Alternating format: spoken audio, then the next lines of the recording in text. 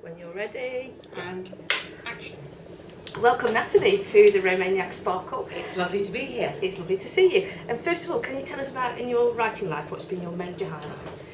My major highlight was undoubtedly winning the Harry Bowling Prize in 2012, which brought almost 30 years of being a wannabe author to reality.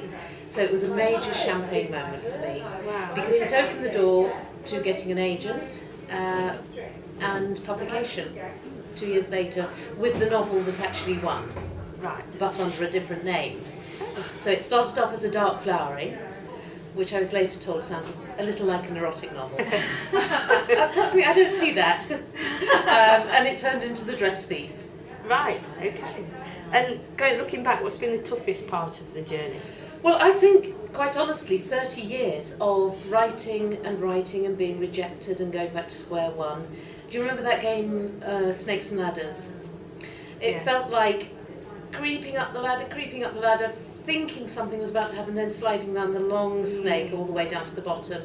I had so many near misses, agents who loved what I was doing, but they couldn't find a place for me on their list, or the person who loved the book suddenly left, and it just felt like, oh. I'd always dreamed of being a writer, and I thought I was destined to be the wrong kind of writer, because I was a copywriter, technical copywriter for many years, and I thought, oh, that's what the Christmas crackers meant, you know, in 1973 when it said you will be a writer.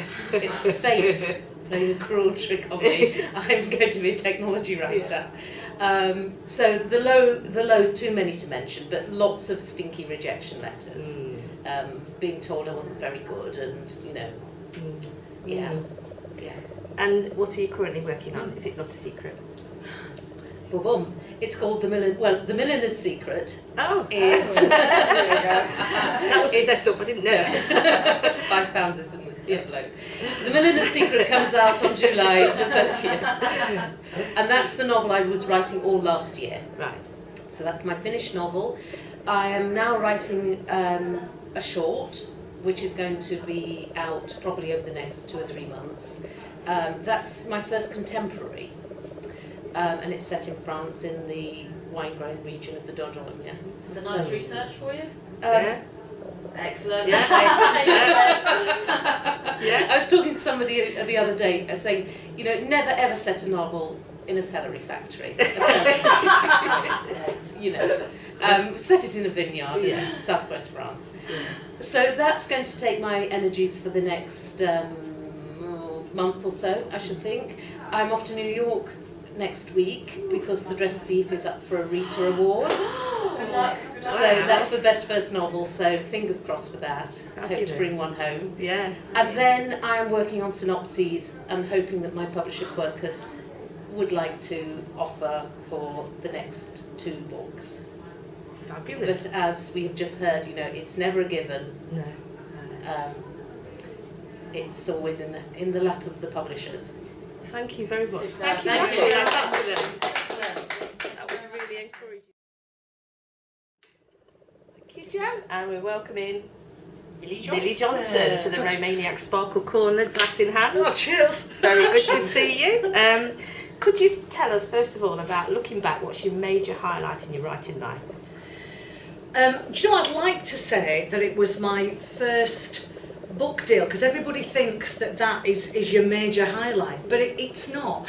I think it was about 4 books in when I actually started to realise that I had a readership, and people were looking forward to my next book and said, oh, I can't wait for your next one, I've read your first 3 and I wait for your next one. And that is an unexpected highlight, because nobody ever thinks about that. They always think, oh, it's your big, you know, it's your first deal, it's that, and that was great, but to have a readership, to know that point of realisation when you realise you've got a readership was, woof, the big one for me. Yeah, brilliant. I agree with you on that one.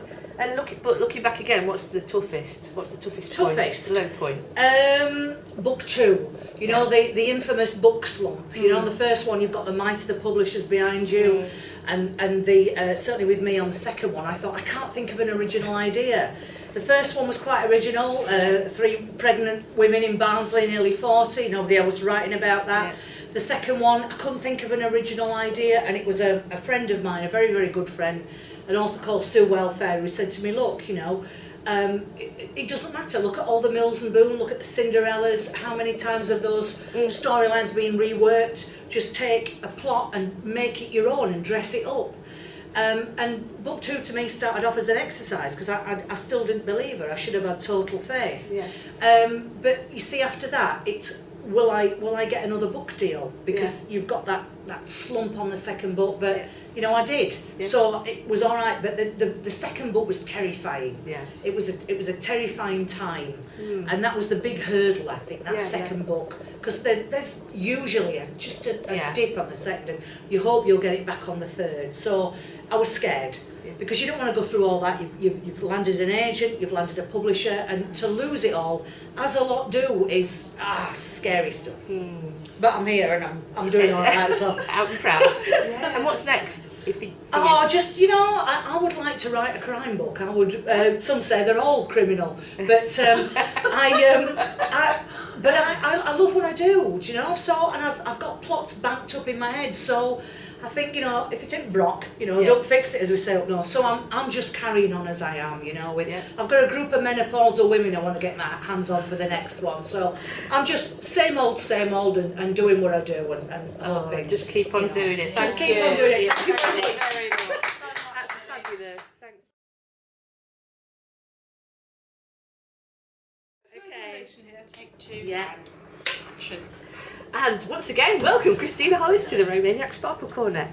Hello there. Hello. Thank you very much for inviting me. It's a great pleasure to see you on this hot lunchtime. And I'm going to ask you first of all, what's been the major highlight in your writing career so far?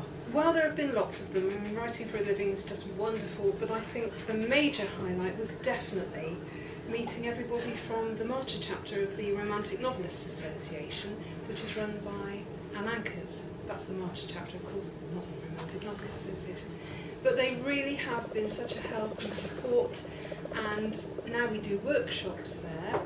It's really brought my work up to another level, I think. So, Excellent, yeah. I really enjoyed it, and I would recommend that absolutely everybody joins their local chapter, because there must be one virtually everywhere. I think Cornwall's the only one that doesn't have one very close. But travel and visit other ones. That's what I like to do. Visit every other. Yeah. Because my own group has been so helpful. Have a great time. Can we just go back to what's been the toughest part of your journey?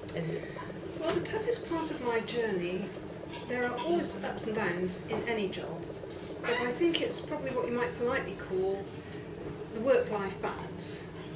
But impolitely you might say how you avoid killing people when they say to you, so you're a writer, but what's your real job? And that's very difficult because people don't look on writing as a job, which is a great shame because it is a lot of fun. You sit around all day thinking about stuff, writing some of it down, making things up. But of course, at the end of the day, it is a job. And I've just used a cliche, and we're always told to avoid using cliches like the plague. But there you go, it's the world's best life, but not a lot of people appreciate how hard it can be and how hard the work is. Yeah. Rejection is a fact of life when you're a writer, but you learn to live with it. Constructive rejection you can always learn from, and if it's destructive criticism, then you just have to turn your back and walk away. But that is the worst part of it. Thank you. And for you, what's coming next? Have you got anything planned that's not top secret that you can tell us about? Well, at the moment I'm still working on my Princes of Corova series for Wild Rose Press.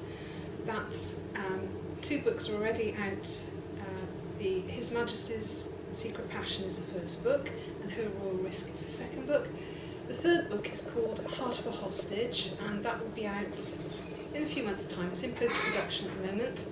And I've got the final book in the series, which I'm working on at the moment, and that is called, well, the working title is Love on the Run, but I don't know if that will be the eventual title. And then after that, in 2016, I should be working on a crime thriller. So a bit of a change, that's another series, but it's a bit of a change of pace for me. So that's my work cut out for the next year or so, I think. Thank you very much. Thank you very much. Thank you. Bye.